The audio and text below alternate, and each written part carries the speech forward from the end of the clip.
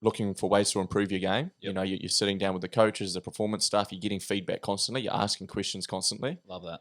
And then another one, which I had sort of maybe dropped off the last couple of seasons, was the mental side. Yep. And for me, that's probably the key pillar.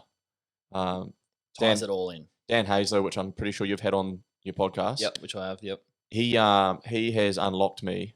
I feel like that's the easiest way to describe it, because I had my body, which I was working on with everyone at the Sharks.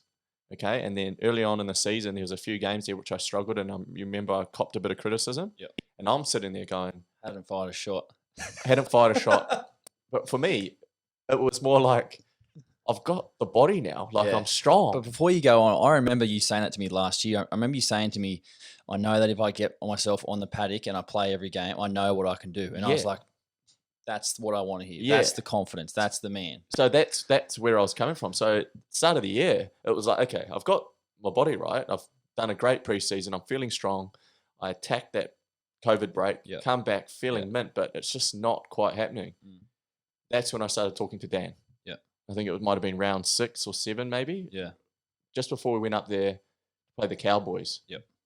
And from that point on, I literally feel like he's just put the key in and just turned it and just unlocked the door for me. Like, that's the easiest way to describe it. And I'm no massive, like, fuzzy skeptic fella, okay? This was like real work, and it took time and effort to sit here and talk to you about it. And honest truth and discussions, man. Like, allowing yourself to be vulnerable to criticism and feedback that you might not want to hear, but then also understanding when you're doing something well, celebrating it, you know, and just pretty much piecing things together. So the work in my body, the physical stuff, you know, that the club did really well to help me get. I think, and sorry to jump in again, but that physical stuff, because I've seen how hard you worked on your body in the off season, and compare your strength from last year to this, especially like lower body strength, like the amount of the weight you would chuck on the bar with deadlift and squat this year, like that has to be a pillar which had helped you stay on the field. 100%, 100%. And you look at players like even like a Blake Brayley, okay,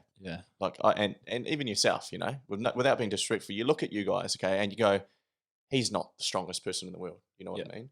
But what does he do? He squats heavy and he deadlifts heavy. Right. And you back me up. That's something that you've always prided yourself on. Okay. Definitely. Blake's the same, man.